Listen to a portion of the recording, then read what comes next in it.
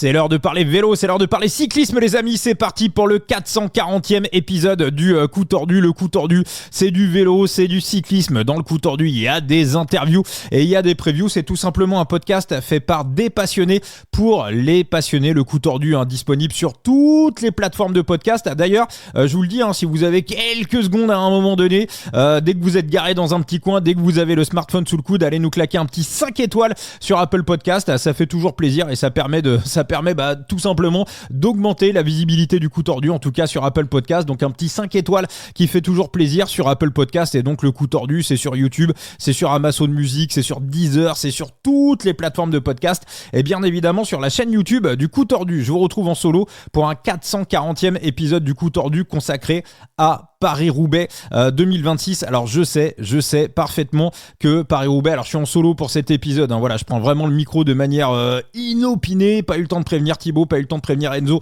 pour qu'on s'organise. J'ai une semaine, on va dire, assez chargée. Je sais que Paris-Roubaix aurait mérité un grand format et de grands débats avec Latib et avec Phoenix. On se rattrapera sur de prochaines courses, sur de prochains épisodes. Voilà, c'est juste l'emploi du temps, encore une fois, Le vélo dans le Coup Tordu n'est pas notre métier, c'est une passion qu'on vient partager avec vous et je vais essayer de faire au mieux un petit peu pour vous décrypter la course. J'ai un petit peu échangé avec Thibaut sur Paris-Roubaix, Thibaut qui a déjà donné des avis un petit peu partout sur pas mal de podcasts et sur les réseaux sociaux, et puis vous retrouvez aussi bien évidemment l'analyse de Enzo alias Phoenix sur son site The Big Gear. Donc avant d'attaquer cet épisode et donc de passer à la grande preview, la preview de Paris-Roubaix 2026, je vous rappelle un petit peu la suite du programme. Le Coup Tordu va reprendre un petit peu en mode un peu plus normal dès la semaine prochaine. Ce mercredi soir, mercredi 14 avril, dans le cours de la soirée, vous aurez un épisode avec Antoine Huby. Antoine Huby qui était membre de la Soudal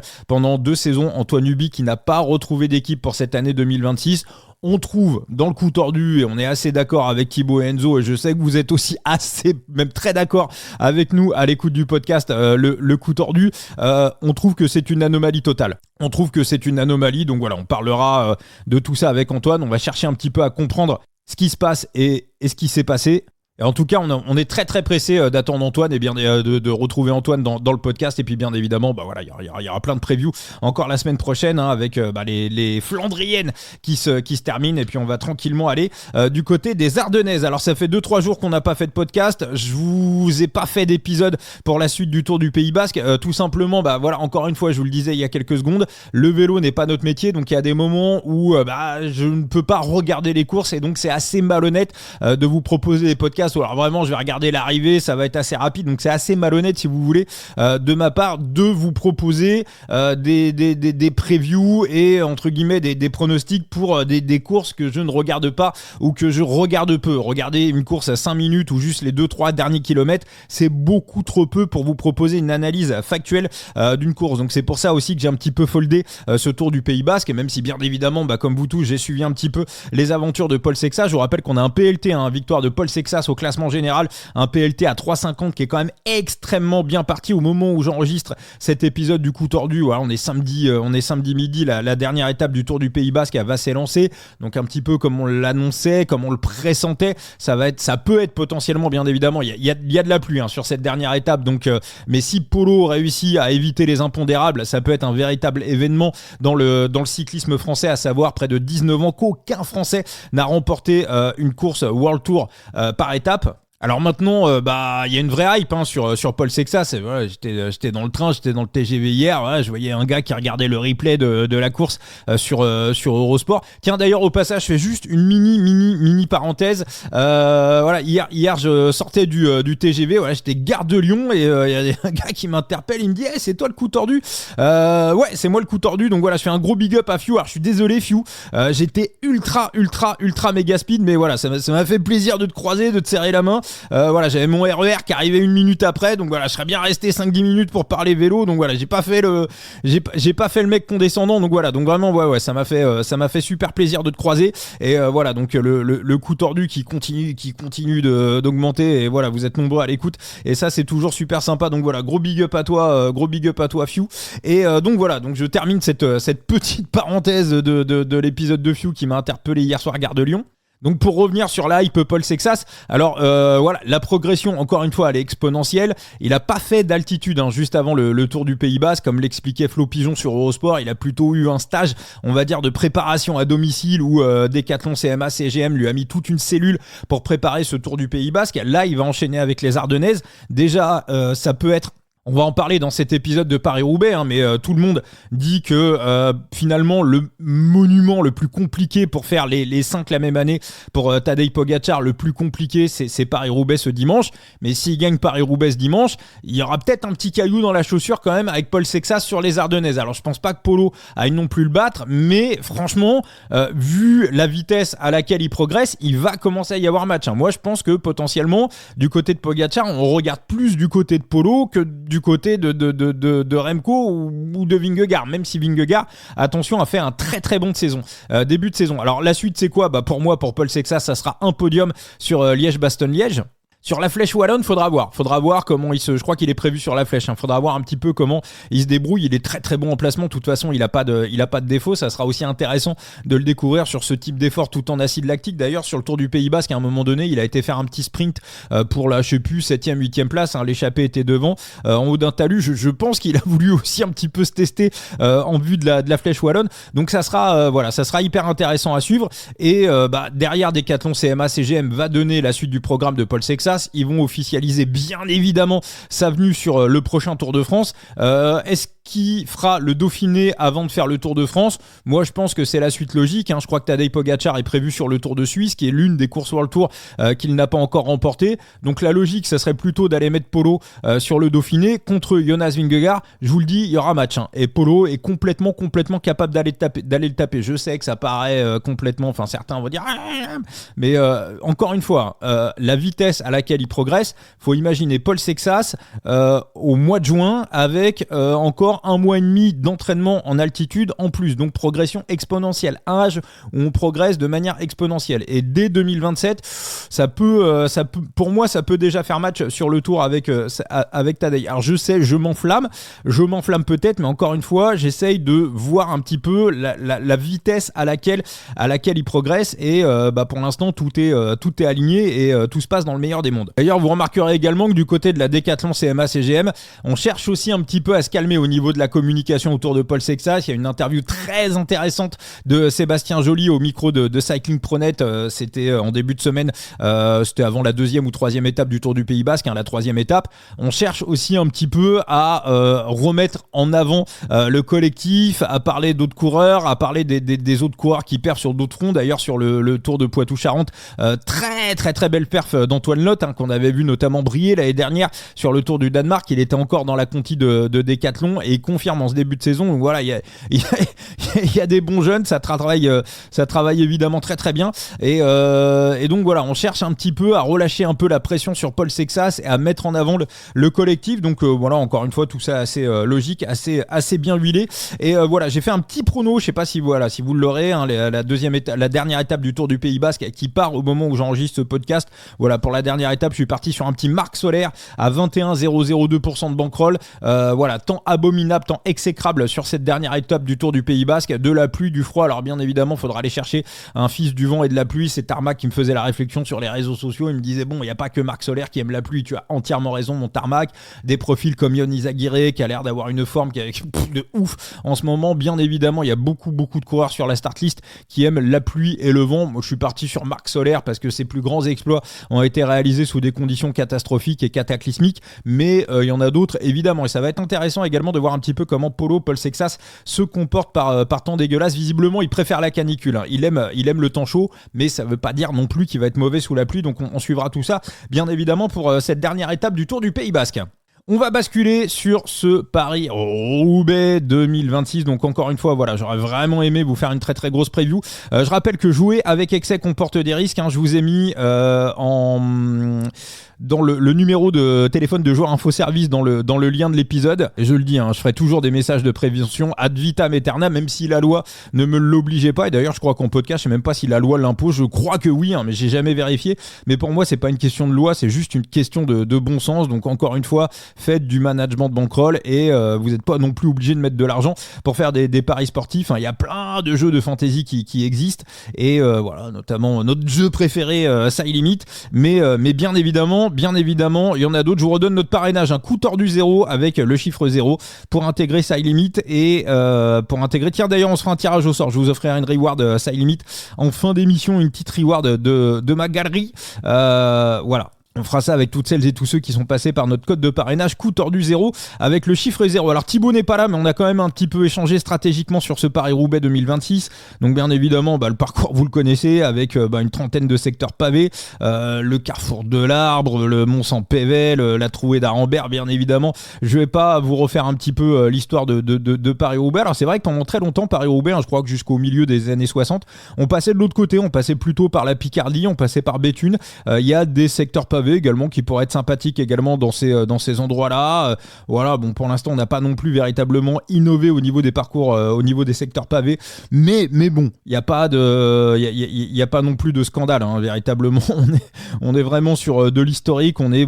Ça pue, ça sent le vélo. Voilà, c'est véritablement ce qu'on aime. Même si pour moi la course de légende, la classique numéro 1, ça reste le Tour des Flandres, mais en numéro 2, effectivement, pour moi c'est Paris-Roubaix. Mais voilà, la Belgique, c'est quand même là où ça sent le vélo, mais enfin entre Compiègne et Roubaix, on n'est pas non plus très très loin. Donc on va plutôt s'attarder déjà sur la météo. Ça va être un Paris-Roubaix qui va se disputer vent d'eau. On est à 20 km/h sur tout le long du parcours, avec des rafales évidemment un petit peu supérieures. Donc un Paris-Roubaix qui va se disputer de manière extrêmement rapide. Avec Thibaut, on était assez d'accord, on a échangé sur le sujet au niveau de la stratégie. On va avoir une course qui va se décanter de loin, mais qui va se décanter de très très loin. C'est-à-dire que les UAE vont chercher à refaire un petit peu ce qu'ils ont fait sur le Tour des Flandres. On les a vus quand même dégoupiller. Moi, j'ai vu Vermeersch déjà à 126 bornes de l'arrivée, qui tapait des relais, mais qui était quand même relativement fort. Au niveau des UAE, on a décanté sur le Tour des Flandres très très très loin de l'arrivée. Même Mathieu Van Der Poel a été surpris que ça décante d'aussi loin. Ils vont faire la même, c'est-à-dire que habituellement sur Paris-Roubaix, on a plutôt une échappée matinale qui part de Compiègne, on va dire, on y va assez tranquillement, et même des fois j'ai envie de vous dire, alors pas vous dire que les premiers secteurs pavés se font de manière assez tranquillement, mais de manière traditionnelle, Paris-Roubaix, ça commence véritablement à s'emballer, on va dire plutôt du côté de la mi-course. Là, je pense que du côté des UAE, si on veut avoir une chance de voir Tadej Pogačar triompher, il faut durcir absolument la course le plus tôt possible. Et il y a un move qu'on avait vu c'était il y a 2-3 ans. On avait vu une bordure, c'était il y a 3 ans, on avait vu une bordure à la sortie de Compiègne.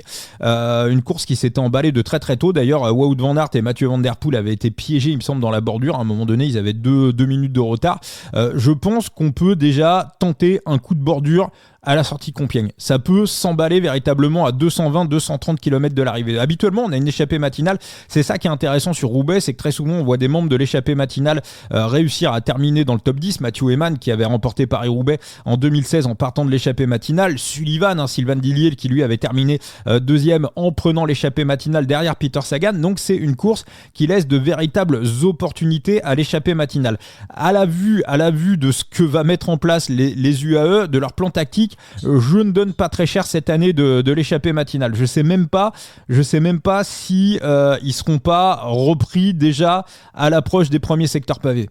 Pour l'échappée matinale, l'idée c'est de réussir à passer Arambert en tête. Je suis pas con. Pour moi, l'échappée matinale sera reprise au moment d'Arambert. Ça va torpiller, ça va épailler de très très loin. Alors ce qui fait que c'est un petit peu handicapant pour des profils à la Wout van Aert et surtout à la Mathieu Van Der Poel. Mathieu Van Der Poel, observez-le bien au départ des courses, c'est quelqu'un qui adore on va dire se désintéresser de la course en début d'étape. Alors c'est pas du je m'en foutisme, je pense que c'est une manière un petit peu d'essayer de garder le plus d'influx nerveux possible pour le money time. Souvent une course ça se joue dans les 20 dernières minutes, bon sauf maintenant dans le cyclisme moderne avec Tadej Pogačar, et il adore traîner en queue de peloton, en queue de laser au moment où l'échappée matinale va partir et au moment où il va pas se passer grand chose. Il pouvait se le permettre sur Milan-San Remo bien évidemment, là je pense qu'il pourra pas se le permettre. Je pense qu'on va essayer du côté des UAE de mettre de la nervosité sur Mathieu Van Der Poel véritablement dès le début de la course. L'usure mentale, ça peut aussi un petit peu grignoter tout autant que l'usure physique. De toute façon, la solution pour Pogačar, s'il veut gagner Paris-Roubaix, c'est de terminer tout seul. S'il ramène un mec comme Mathieu Van Der Poel ou un gars comme Wout van Aert sur le porte-bagages, au sprint, je pense qu'il peut taper Van Aert. Van Aert a pas mal perdu quand même ces derniers mois et ces dernières années sur le sprint. S'il arrive à 2 sur le vélodrome contre Mathieu Van Der Poel, alors attention, je pense que Tadej a également travaillé son sprint. On le voit, il est un petit peu jouffleux quand même, Tadej. C'est pas le Pogačar le plus fit qu'on ait connu. Je pense que ça c'est aussi assez volontaire, prendre un petit peu de poids pour peser sur les pavés. Il a, à l'inverse de l'année dernière, véritablement préparé son Paris-Roubaix 2026. Il a fait une première venue sur les pavés nordistes au mois de décembre où il a été vu sur les pavés. Il est revenu assez récemment, donc j'ai envie de dire que dans le nord de la France en ce moment on connaît plutôt bien Tadej Pogačar. Donc une course décantée d'extrêmement loin, avec peut-être un groupe, peut-être le groupe qui va se détacher, 2, 3, 4 coureurs déjà à 80, à 100 bornes de l'arrivée. On pense bien évidemment, il y a du Pedersen qui devrait être dans l'histoire. Moi, je vais vous dire un petit peu comment je vois ce Paris-Roubaix. Moi, il y en a un qui m'intéresse. Pour moi, il y a deux solutions. Je vais vous dire, pour moi, il y a deux solutions. C'est soit la victoire de Pogačar, qui a encore gagné des watts, qui a pris du poids sur les pavés, qui va réussir. Déjà, l'année dernière, il était bien. Il faisait vraiment souffrir Mathieu Van Der Poel. S'il n'y a pas la petite chute, mais Pogačar, c'est pas un mec qui fait 2 fois les mêmes erreurs. Donc, je pense qu'on a un Pogačar qui est encore plus fort que l'année dernière. Et je pense qu'on a un Mathieu Van Der Poel, alors qui est pas moins fort que l'année dernière. J'arrête pas de lire que Van Der Poel est moins fort que l'année dernière. On a vu cet hiver sur la saison de cyclocross, Van Der Poel est peut-être le meilleur Mathieu Van Der Poel de toute l'histoire. Encore une fois, je pense qu'il y a eu la chute sur Milan-San Remo qui n'a pas optimisé sa préparation. On l'a vu quand même sur les Flandres, il était extrêmement fort, Mathieu Van Der Poel. Et puis aussi, ça fait un petit moment qu'il est sur le pont. On dit souvent que pour être fort sur les Flandres, sur Roubaix, vaut mieux zapper le E3. Donc lui, il a attaqué d'entrée. Il a attaqué les Flandriennes d'entrée. Il était sur le E3, donc c'est peut-être un petit peu compliqué de prolonger un plateau de forme. Il était sur l'Omloop, sur l'Omloop, pas sur le E3. Il était sur le Omloop dès la fin du mois de février, donc il y a peut-être un plateau. Il a fait beaucoup plus de courses que Tadej Pogačar, donc il y a peut-être un plateau de forme qui est un petit peu plus compliqué, à attendre que Tadej Pogačar, qui lui a véritablement ciblé ses objectifs. Donc moi, je vais partir sur la victoire de Tadej, évidemment. On est pour moi sur à peu près un 50% de chances de gagner. Alors ça reste Paris-Roubaix, ça reste quand même une course impondérable. Donc voilà, on a à peu près du 3 encore qui tourne encore à droite à gauche. Donc la victoire de Tadej à 0,25% de bankroll. Donc c'est, pour ceux qui connaissent pas, un pourcentage de bankroll, c'est le pourcentage de mise que vous allez mettre sur votre bankroll. Donc 0,25% de bankroll, c'est par exemple 2,50€ sur une bankroll à 1000€, c'est 25€ sur une bankroll à 10 000€, c'est 12,50€ sur une bankroll à 5 000€. Peut-être qu'on fera un épisode spécial sur la gestion de bankroll. Voilà, donc Tadej 0,25% de bankroll sur sa victoire. Et moi, il y a un deuxième larron véritablement qui m'intéresse. Alors je vous le donne chaque année sur Paris-Roubaix, mais je pense que cette année peut être véritablement la bonne, parce que j'ai l'impression qu'il a un petit peu, au niveau de la préparation, peut-être un peu gommé les erreurs du passé. Il a souvent manqué de chance, j'ai envie de dire, sur Paris-Roubaix. Pour moi, il a l'air plus fort que jamais. C'est Filippo Ganna. Pour moi, sa préparation, elle est véritablement idéale. Alors l'année dernière, il arrive en forme, il s'était juste un peu cramé la semaine d'avant, où il avait fait un Tour des Flandres, on va dire un peu au-dessus de ses capacités. Il avait été chercher un top 10, il s'était un peu cramé, il avait ressenti son Tour des Flandres dans les jambes sur Paris-Roubaix. Il s'était pris la bordure il y a 2-3 ans, il avait perdu énormément de jus. Donc vous l'avez compris, je parle de Pipo, de Filippo Ganna. Filippo Ganna, pour lui, Paris-Roubaix, c'est plus qu'un objectif de carrière, c'est un objectif de vie. C'est assez bizarre d'ailleurs pour un Italien, mais c'est encore pour lui, je parle pour lui, c'est encore supérieur à Milan-San Remo. Vous lui donnez le choix entre gagner Roubaix ou gagner Milan-San Remo. Alors évidemment, il cracherait pas sur un Milan-San Remo, bien sûr, mais Paris-Roubaix, il en parle depuis le début de sa carrière. Il l'avait gagné en jeune et il l'a préparé mieux que jamais. Moi, j'ai véritablement été impressionné par sa performance sur à travers la Flandre où il était intersidéral.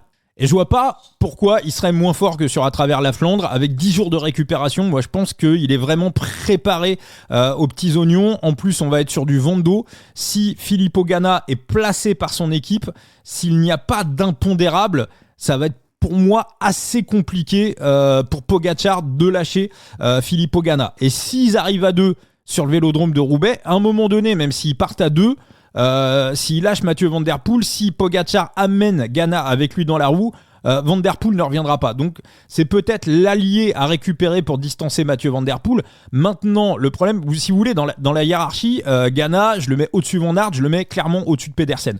Voilà. Après, il y a match évidemment avec Pogačar et Van Der Poel. Pour moi, il n'y a plus vraiment de value sur Mathieu Van Der Poel sur cette histoire-là. Mais pour moi, le podium de Filippo Ganna à 4, pour moi, c'est extrêmement bon à prendre et même sa victoire aux alentours de 12, c'est extrêmement bon à prendre. Donc je partirais sur ce double bet, à savoir Filippo Ganna, le podium à 4. On sera sur 0,15% de bankroll pour le podium à 4 et la victoire. Alors 0,15% de bankroll pour le podium à 4 et on sera sur 0,05% de bankroll pour la victoire à 12. Donc 0,05% de bankroll, vous l'avez compris, c'est 5 euros sur une bankroll à 10 000 euros, c'est 50 centimes sur une bankroll à 1 000 euros. Donc pour la victoire de Filippo Ganna et donc à 15, 0,15% de bankroll pour le podium à 4. Donc c'est 15 euros sur une bankroll à 10 000 euros, c'est 1,50 € sur une bankroll à 1 000 euros pour donc la victoire et le top 3 de Pippo Ganna. Donc vous l'avez compris, stratégiquement, course décantée de très très loin par les UAE et voilà, on va dire petit groupe ou solo de Tadej Pogačar, hyper loin de l'arrivée, donc course qui n'aura jamais été aussi décantée de loin. Après sur le reste, Paris-Roubaix, ça reste quand même relativement gamble. Stefan Bissegger, je vous l'avais donné une année, ça peut être du top 10 surprise. Matej Moric également qui revient très très bien. Matej Moric, spécialiste des courses longues. Alors je vous avoue que j'ai pas non plus épluché toutes les cotes. Je pense que c'est une course sur laquelle il faut surtout pas aller jouer en match-up. Et c'est pas non plus c'est vraiment typiquement la course à impondérable, donc c'est difficile de lâcher beaucoup de bêtes sur Paris-Roubaix, mais enfin voilà, je pense que c'est déjà plutôt pas si mal. Voilà pour ce coup tordu. Donc on se retrouvera dans le cours de la semaine. On va regarder un petit peu, je vous rappelle, mercredi, Antoine Huby qui sera présent dans le tour de. Alors un petit mot également du côté des féminines. Voilà, on aime bien parler des femmes également. Alors Pauline Ferrand-Prévot qui était pas prévue au départ, qui est prévue cette année sur Roubaix. Elles auront les mêmes conditions que les hommes vu qu'elles vont courir également le dimanche. Alors c'est vrai que l'année dernière, la victoire de Popo, elle était quand même un petit peu particulière parce que quand elle s'est barrée à 20 km de l'arrivée, j'ai l'impression que ça s'est un petit peu regardé derrière et que les SD Works ont fait un petit peu l'erreur qu'elles font de temps en temps, à savoir qu'il n'y en a pas une qui veut se sacrifier pour les autres. Elle refuse de faire le travail, tout le monde se regarde un petit peu et on voit une coureuse qui, je vais pas vous dire qu'elle a gagné facilement, mais on va dire qu'elle a eu l'instinct, elle est partie un petit peu au bon moment et ça n'a pas non plus ferraillé derrière pour revenir sur elle. Alors vous donnez un prono sur ce Paris-Roubaix, ça me paraît un petit peu compliqué. On a vu la semaine dernière sur le Tour des Flandres, on était quand même assez surpris de la cote à 21 de Pauline Ferrand-Prévot. Donc je pense qu'en top 3, il y en a qui avaient été la chercher à 5 ou à 6. Elle termine deuxième de la course, bon quand même largement écrasée par Demi Vollering. Alors je sais pas si on va refaire la même erreur que l'année dernière du côté des SD Works. Est-ce qu'on va quand même se mettre en ordre de bataille? Lotte Kopecky, ça paraît quand même pas mal. Et on a Lorena Bibus à 5 et Lotte Kopecky à 3,25. Je serais quand même surpris que du côté des SD Works on refasse un petit peu la même erreur que l'année dernière, à savoir une course assez attentiste. Donc une Kopecky remboursée si Bibus ou une Bibus remboursée si Kopecky, ça me semble pas mal. Voilà, ça me semble Ça me semble pas mal. Encore une fois, j'irai pas. Voilà, de toute façon, on peut pas parier sur les courses féminines en France, à part pour l'instant sur le Tour de France. Il va falloir que l'ANJ d'ailleurs se bouge un petit peu de ce côté-là. Mais voilà, je pense pour ceux qui parient voilà, sur le cyclisme féminin, je pense que si vous prenez un des deux bêtes que je vous ai donné, je pense que vous serez, à mon avis, pas trop mal. Elles ont quand même deux très très belles cartes. Et si elles sont mises à défaut en arrivant avec les deux favorites, si elles sont mises à défaut sur la course, ça sera quand même j'ai envie de vous dire un petit peu un couac pour la SD Works. Et encore une fois, Kopecky et les deux, Kopecky et Bibus sont véritablement très très en forme. Voilà les amis pour ce coup tordu, le programme des courses de la semaine prochaine. On aura la Brabançonne, on vous fera une preview évidemment pour la Brabançonne. Et puis l'Amstel également, bien évidemment. Voilà, ça sera les deux grosses courses qu'on suivra la semaine prochaine, mais on suivra bien évidemment toutes les autres. On termine avec le tirage au sort pour vous offrir une reward sur Side Limit. Je vais vous remettre une carte de l'ami Ricky Arnopol des projets Échelon, encore une fois, petit grimpeur que vous allez voir notamment sur les courses américaines. Enfin, grimpeur, il aime bien jouer les classements de la montagne. Sur les courses nord-américaines, vous allez le voir très très vite. Donc je vous rappelle, vous passez par notre code de parrainage coup tordu 0 avec le chiffre 0 pour repartir avec des rewards sur Side Limit et pour vous inscrire, pour intégrer l'aventure. Pour ceux qui sont inactifs, je vous rappelle qu'il faut faire de la Ligue 4 pour un petit peu choper du bidon blanc et ensuite avancer dans le jeu. Allez, je lance la roue du coup tordu et victoire 2. Félicitations. Kemmelberg. Voilà, Kemmelberg qui repart avec la carte de Ricky Arnopol sur Side Limit. Coup tordu 0 avec le chiffre 0 pour participer au prochain tirage au sort. Allez, ciao les amis.